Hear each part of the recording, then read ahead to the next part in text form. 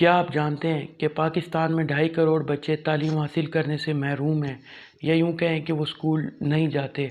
मगर आप इनमें एक चीज़ कॉमन पाएंगे कि जो बच्चा स्कूल जा रहा है और जो स्कूल नहीं जा रहा, वो दोनों काफ़ी आपस में मिलते जुलते हैं। यानी उनमें जो तालीम है वो कुछ ज़्यादा फ़र्क ला के हमें शो नहीं करा पा रही। अगर हम कोई बड़े लेवल का बंदा बच्चों को देखने की कोशिश करे, या अगर लाइन से खड़े कर दिए जाएं बच्चे, कोई 8-10 बच्चे, तो उनमें से पूछा जाए किसी से कि इनमें से कौन सा बच्चा स्कूल जाता है या कौन सा नहीं जाता, तो हमें काफ़ी ज़्यादा उसको जांचने में कि जो बच्चा स्कूल जा रहा है और नहीं जा रहा, उनमें तफरीक करने में हमें काफ़ी ज़्यादा मुश्किलात पेश आ सकती हैं। आज इसी मुद्दे को वीडियो का हिस्सा बनाते हुए हम बात करेंगे। मेरा नाम है Sadul Haq and welcome to the social society channel.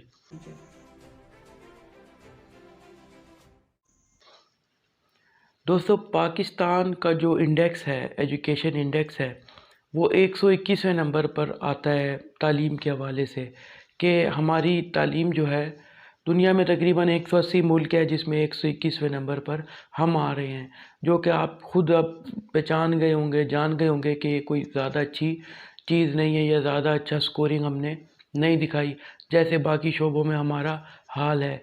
मगर हम देखें कि अगर हम सिर्फ इस शोबे को अगर ठीक कर लें अपने मुल्क के, तो बहुत सारे शोबे खुद ब खुद ठीक होना शुरू हो जाएंगे। बेसिकली एजुकेशन जो होती है वो किस लिए कराई जाती है कि बंदा नॉलेज गेन करे और अपने नॉलेज को यूटिलाइज़ करते हुए कौम की खिदमत करे, अपनी जनरेशन की खिदमत करे, अपने मुल्क की खिदमत करे, अपने घर वालों की खिदमत करे। लेकिन अगर हम देखें अपने फ़रशुदा तालीमी निज़ाम की तरफ, तो हमें इस तरह की कोई भी चीज़ नहीं नज़र आएगी जो कि हमें ये बता सके या इस तरफ इशारा कर सके कि फ़लाँ चीज़ जो है बच्चे के अंदर जो है नॉलेज पैदा कर रही है। ये सारी बातें मैं इसलिए कर रहा हूँ क्योंकि हम जानते हैं कि हमारा जो तालीमी निज़ाम है वो कितना फ़रशुदा है, वो कितना आउटडेटेड हो चुका है। उसको सबसे पहले तो उसको जो है मॉडर्न दौर के हवाले से हमें चीज़ें ला के दिखानी चाहिए, बच्चों को पढ़ानी चाहिए। फिर दूसरा ये है कि इसके अंदर काफ़ी सारे मसाइल हैं जो मैं अगली वीडियो में एक एक करके डिस्कस करूँगा। अभी जिस चीज़ की हम तरफ फोकस करें कि ये फ़रशुदा तालीमी निज़ाम जो है ये किस तरह हमारे बच्चे को तबाह कर रहा है। अगर फ़र्ज़ कर लीजिए कि आपका बच्चा है, स्कूल जाता है और पाकिस्तानी है, तो सबसे पहले क्या होगा कि आप अपने बच्चे को मोंटेसरी में या छोटे लेवल पे जो किंडरगार्टन लेवल होता है उस पर जब आप उसको दाखिला दिलवाते हैं, मैक्सिमम उसकी उम्र होगी 3 साल, 4 साल, 4.5 साल। 3, साढ़े 3 और 4 साल में वो जाकर बच्चा अपनी जो है किताबों के साथ खेलना शुरू कर देगा, या आप कहें कि वो सबक लेना शुरू कर देगा टीचर से। और एक उसके अंदर ना एक जो टेस्टिंग वाली सिचुएशन है वो पैदा हो जाएगी कि मैडम उसको बताना शुरू कर देगी, टीचर उसको बताना शुरू कर देगी कि आपने टेस्ट के लिए प्रिपेयर होना है जो कि फ़लाँ दिन 6 महीने या साल बाद लिया जाएगा। आपने अपनी सारी मेहनत उस टेस्ट को पास करने के लिए करनी है, दैट्स ऑल। एजुकेशन का यहाँ पे जो डेफिनेशन है वो यही है जो मैं आपके सामने रख दी है कि आपने टेस्ट पास करना है। अब इस टेस्ट पास करने में बच्चे का कितना नुकसान हो रहा है ये हम नहीं जानते। सबसे पहला हम क्या करते हैं कि उसको हम रोबोट बना देते हैं कि हमने सिर्फ वो टेस्ट पास करना है, जो आपके सामने एक हर्डल रख दी गई है उसको आपने फलांग कर दूसरी क्लास में चले जाना है। अब यहाँ पे आप मुझे बताइए कि नॉलेज कहाँ है?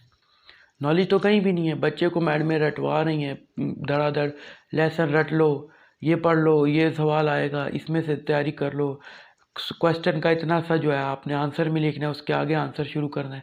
इस तरह की फ़जूल चीज़ें जो हमने अपने हिसाब में डालनी है, निसाब में डालनी है, ये बच्चे को क्या कर रही है, ये बच्चे को एक रोबोट बना रही है।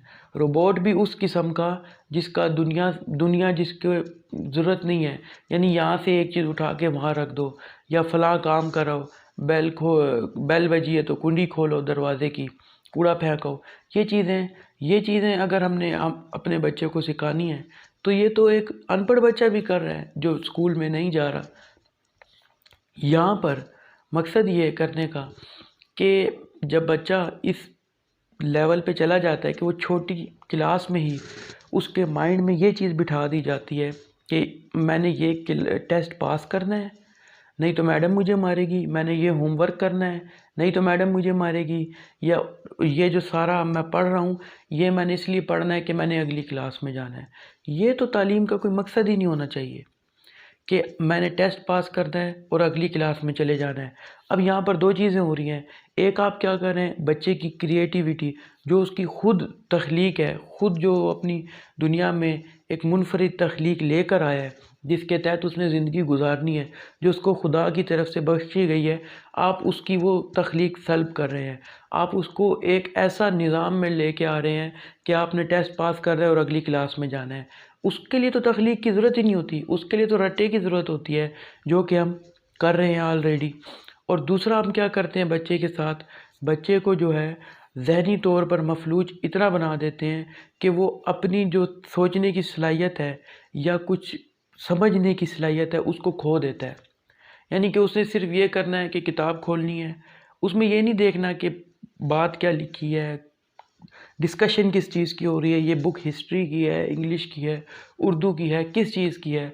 उसने सिर्फ ये देखना है कि ये सेंटेंस मैंने रटना है, ये पेपर में आएगा, और अगर आ गया तो मैंने ये लिख के पास हो जाना है अच्छे नंबरों के साथ। और सबसे हमारी बड़ी बदकिस्मती कि जो हमारे पेरेंट्स हैं वो भी रिज़ल्ट कार्ड देख के खुश हो जाते हैं कि वाह मेरा बच्चा कितना इंटेलिजेंट है, कितना ज़्यादा जो है ये ग्रो कर रहा है। तो हमने जो अपने ये सारे तालीमी पैमाने बनाए हुए हैं, मेजरमेंट्स जितनी भी हम करते हैं, टोटली हमने गलत करी हुई हैं, ठीक है ना। और इसमें आपका सबसे बड़ा नुकसान ये हो रहा है कि आपका बच्चा एक ऐसे काले कुएं की तरफ धकेला जा रहा है जो आहिस्ता आहिस्ता आपको तब समझ आएगा जब आप बच्चे के एफएससी लेवल से उसको यूनिवर्सिटी लेवल की तरफ जब आप उसको शिफ्ट करेंगे। अच्छा, यहाँ पे क्यों समझ आएगा, यहाँ पे ये समझ आएगा आपको कि आपका बच्चा ये सोचने से या ये डिसीजन लेने से ही कासिर हो चुका है, आरी हो चुका है कि उसने अब आगे क्या करना है, उसने कौन सी फील्ड को अडॉप्ट करना है। अब अगर हम देखें तो मेरी उम्र के जो लड़के हैं वो ये कहेंगे यार इसमें डिग्री में बहुत फ़ायदा है, ये कर लेता हूँ। यार इस डिग्री में पैसे बहुत हैं, ये कंप्यूटर वाली डिग्री है, इसमें सॉफ्टवेयर इंजीनियरिंग है, आजकल इसी का दौर है, यार ये कर ले तो इसमें बहुत फ़ायदा है, इसमें बहुत पैसे हैं।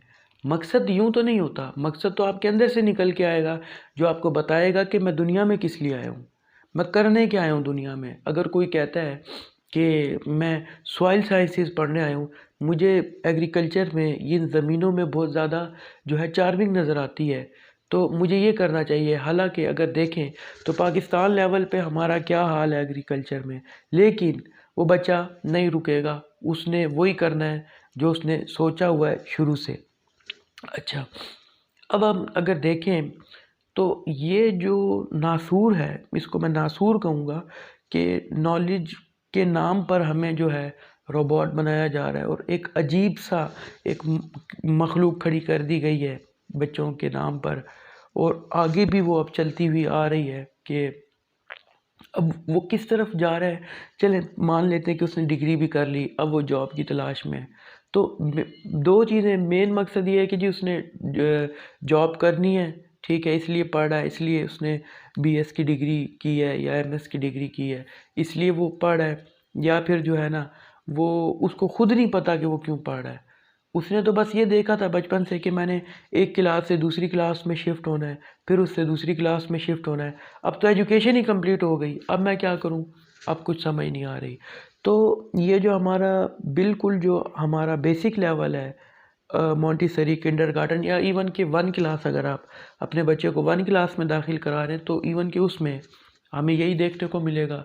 सिलेक्टिव स्टडी करवाएगा टीचर और उसको कहेगा ये चीज़ें पेपर में आएगी, आपने पढ़ लेनी है और पास हो जाना है।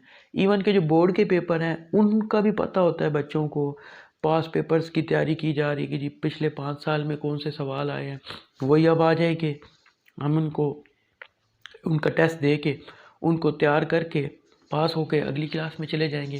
यानी कि टोटली बेसलेस स्टडीज़ की जा रही हैं।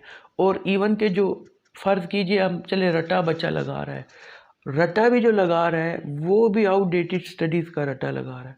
आउटडेटेड सब्जेक्ट्स का रट्टा लगा रहा है बच्चा।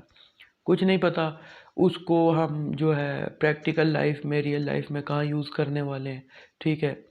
और किस तरह हमने जो है अपने, अगर कोई एक सब्जेक्ट है उसके अंदर स्किल्स कैसे बढ़ाने हैं, कुछ नहीं पता। टीचर को नहीं पता कि बच्चा जो है, फ़लाँ बच्चा जो है ये फ़लाँ सब्जेक्ट में शार्प है तो इसकी इस तरफ फोकस करवाया जाए, और जब ये अगली क्लास में शिफ्ट हो रहा है तो अगले टीचर को बताया जाए कि ये बच्चा इस चीज़ में शार्प है, आपने इसके ऊपर इसका वर्क करना है। कुछ भी नहीं पता, धड़ाधड़ रिज़ल्ट कार्ड पे नंबर लिखे जा रहे हैं और आगे उसको, बच्चे को पास किया जा रहा है। अपने ऊपर से टेंशन टीचर उतार के अगले उसमें डाल रहा है। पेरेंट्स क्या कर रहे हैं, पेरेंट्स अपने ऊपर से टेंशन उतार के उसको स्कूल में डाल रहे हैं। बच्चे को पता नहीं है मैं स्कूल जाऊं या घर जाऊं, दोनों ही तरफ ही जो है मेरी तरफ तो ब्लॉक ही जाए, मैं ज़िंदगी का हिस्सा कैसे बनूं। बच्चा टोटल रिबोट बन जाता है आपका तकरीबन टीनेज लेवल तक आते आते। और यही जनरेशन जो है फिर आगे चल के मुल्क को संभालती है। तो मुल्क में जो स्टेट्स हैं उनके अंदर यही जनरेशन जो है जाके जॉब्स लेती है। कोई मिनिस्ट्री ऑफ इंटीरियर में चला गया, कोई एक्सटीरियर में, कोई एजुकेशन मिनिस्ट्री में चला गया, पर बेसिकली वो क्या लोग हैं, वो रोबोट्स हैं। और फिर क्या होता है, एक डाउन लेवल शुरू होता है मुल्क की सतह पर, और फिर डाउन होते होते होते होते एक ऐसी सतह पे आ जाता है जहाँ पे अंधेर गली होती है, जो कि आजकल पाकिस्तान की सूरत हाल है कि हमें अपना निकलने का रास्ता कोई नज़र नहीं आ रहा। और जो है सूरत हाल इतनी अबतर हो चुकी है कि अब हम उस सूरत हाल के आदी हो चुके हैं कि हमें अंधेरी नगरी में भी खड़े होके, अंधेर गली में खड़े होके भी हमें नहीं पता कि हम कितने अरसे से इसी अंधेर नगरी में खड़े हैं। हमारी नई जनरेशन इसी अंधेर नगरी में आकर खड़ी हो गई हैं और वो इसी में फ़ौत हो रहे हैं, कुछ नहीं पता। और अभी भी बहुत सारे पेरेंट्स आप देखें कि अपने बच्चों को अप्रिशिएट कर रहे होते हैं कि देखो मेरे बच्चे ने कितने सारे नंबर ले लिए, 1100 में से 1000, 1000, 50। अब यहाँ तक बात आ गई कि 1100 में से 1100 नंबर भी ले लिए गए। पर सवाल ये है कि वो जो 1100 में से 1100 नंबर ले रहा है वो करेगा क्या? वो सभी सब्जेक्ट्स में शार्प है बच्चा। इसका मतलब तो ये हुआ कि अगर वो सब सब्जेक्ट्स में शार्प है, सब सब्जेक्ट्स में 100 में से 100 नंबर ले ले रहा है, तो इसका मतलब वो तो सब, और सबसे ज़्यादा कंफ्यूज उस बच्चे को होना चाहिए कि अब उसको ये सोचने में, वो कैसे सोचेगा कि तो सारे सब्जेक्ट्स में इतने अच्छे नंबर आ गए, 100% नंबर आ गए, तो अब मैंने आगे चल के कौन सा सब्जेक्ट सेलेक्ट करना है। इससे बेहतर तो वो बच्चा है जो एवरेज था, जिसके किसी मखसूस सब्जेक्ट में जो है अच्छे नंबर आ रहे थे। जैसे फ़र्ज़ कीजिए मैथमेटिक्स में उसके अच्छे नंबर आ रहे थे, तो उसको पता है कि मैंने अपनी फ़ील्ड ये रखनी है, मेरा फील्ड ऑफ स्टडीज़ ये होगा कि मैंने मैथमेटिक्स में आगे बढ़ना है। उस बच्चे को तो सबसे ज़्यादा कंफ्यूज होना चाहिए जिसके 1100 में से 1100 नंबर आ रहे हैं। और वो तो इसी खुशफहमी में मारा जाएगा बेचारा कि मैंने जो है सब्जेक्ट, ये सारे सब्जेक्ट में 100% नंबर ले लिए और एग्ज़ाम क्रैक कर लिया था। हमारा आप देखें निज़ाम कि जो ये एग्ज़ामिनेशन सिस्टम है सारा, ये इतना अजीबोगरीब है कि बच्चे 1100 में से 1100 नंबर ले रहे हैं, यानी कि उनको पता है कि ये एग्ज़ामिनेशन सिस्टम क्रैक कैसे करना है। अब देखिए सिंपल सी बात है, जब 20-30 साल से एक ही सब्जेक्ट बार बार आया जा रहा है किताबों में, सिर्फ पब्लिशर बुक का चेंज हो जाता है, किताब का रंग चेंज हो जाता है, ऊपर नीचे चैप्टर्स ऊपर नीचे हो जाते हैं, लेकिन किताब के अंदर वही बोसीदा जो है ना स्टडीज़ और वही बोसीदा सब्जेक्ट्स भर दिए गए हैं जाते हैं। तो 20 साल से जब एक ही आ रहा होगा तो वो क्रैक कर कैसे नहीं करेगा कोड, इसको एग्जामिनेशन को। ऊपर से पास पेपर्स हैं, वही एक ही सवाल पिछले 20 साल से घूम फिर के वही उसमें पूछ लिए जाते हैं पेपर में, तो उसके तो 1100 में से 1100 नंबर आएंगे ही। यानी कि एग्ज़ामिनेशन जो हमारा शेड्यूल है, जो इसको प्रोसीजर है, ये भी इतना गया गुजरा है कि बच्चे 1100 में से 1100 नंबर ले रहे हैं। अब उनको एडजस्ट करना मुश्किल हो गया है कि यार इनको अब एडजस्ट कहाँ किया जाए। अब वो बच्चा ऐसा है, उसको रटना भी आता है सारा, क्रिएशन उसके पास है नहीं, तभी उसने इतने ज़्यादा नंबर ले लिए, क्योंकि वो रट्टा मास्टर है, हर किताब उसने जो है घोल रखी है अपने अंदर। तो अब इस तरह का बंदा जो सेंसलेस हो चुका है, वो सिर्फ एक रोबोट है और रटे जा रहा है चीज़ें, जो उसके आगे रख दो। वो अगर किसी भी फील्ड में जाता है तो वो वहाँ पे करेगा क्या काम? वो तो इसी खुशफहमी में रहेगा, मैं बहुत इंटेलिजेंट हूँ, हालांकि वो एक रोबोट है। तो एक इज्तमाही तौर पर जो है ना, हमारा तालीमी निज़ाम डाउनफॉल की तरफ जा रहा है, और इसमें पूरा मुल्क इसकी लपेट में, क्योंकि इन्हीं बच्चों ने जाके आगे किसी मिनिस्ट्री का हिस्सा बनना है और उस मिनिस्ट्री का दिवालिया करना है, क्योंकि मिनिस्ट्रियों को, इदारों को, स्टेट को तो इंसानों की ज़रूरत होती है, रोबोट की तो नहीं होती। रोबोट के लिए तो वो खुद अपने काम कर सकता है यार, यहाँ से चीज़ उठा के वहाँ रख दो।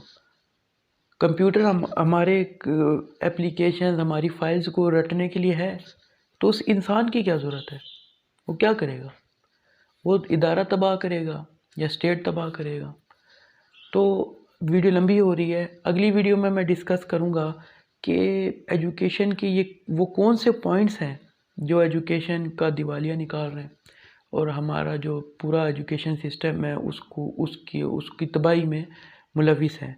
उन पॉइंट्स को डिस्कस करूँगा। अगर आज की वीडियो आपको मेरी पसंद आई है तो वीडियो को लाइक करें, चैनल को सब्सक्राइब करें। मिलता हूँ आपसे नई वीडियो में। अल्लाह हाफिज़।